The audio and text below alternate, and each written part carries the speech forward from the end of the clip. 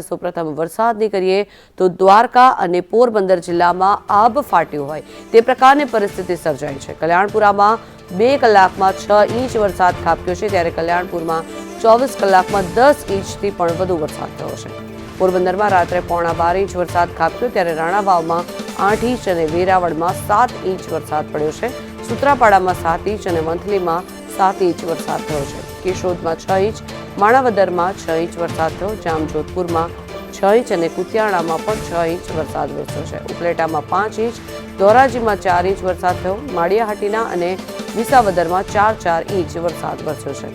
કાલાવડ પર નજર કરીએ તો 3.5 ઇંચ વરસાદ થયો, ત્યારે માંગરોળમાં 3.5 ઇંચ, ખાંભા અને જૂનાગઢમાં 3 ઇંચ વરસાદ ખાબક્યો છે। વડિયા અને તાલાલામાં પણ 3 ઇંચ વરસાદ પડ્યો। મેંદરડા, વલસાડ અને ભાણવડમાં પણ 2.5 ઇંચ વરસાદ વરસ્યો છે।